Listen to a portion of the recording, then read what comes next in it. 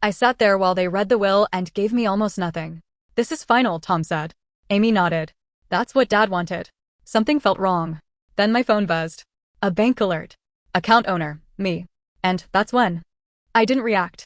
I just sat there in the lawyer's office, nodding like everything made sense. Tom got the house.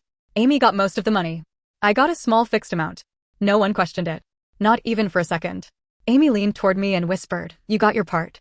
And I just said, yeah, because arguing wouldn't change anything. The will was signed. Filed.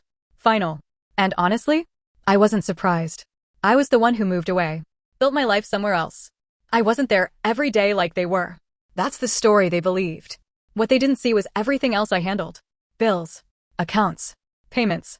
All the things my dad trusted me with when things started getting harder for him. 3 years before he died, we sat at his kitchen table going through everything. He said, "Let's just put your name on the accounts. Makes things easier." I didn't think much of it. Just convenience. Not ownership. After the will reading, Tom immediately took control. Talking about the house, what to fix, when to sell. Amy backed him up on everything. Not once did either of them ask how I felt. Not once did they say maybe it wasn't fair. They were completely fine with me getting less. That's the part that stayed with me. Then we walked out of the office. My phone buzzed. I checked it without thinking. A bank notification. Account transfer complete. I opened the app. And everything hit at once. Every account my dad had, checking, savings, investments, all of it was under my name. Not pending. Done. That's when I realized something they didn't. Those accounts weren't part of the will. They never were. I looked up and saw Tom and Amy already planning. Talking about what they were going to do next, like everything was settled. And I said nothing. For weeks, I let it play out. Tom kept saying, "I'll handle everything." Amy started talking about what she'd do with her share. They didn't hesitate. Didn't include me. Didn't question anything.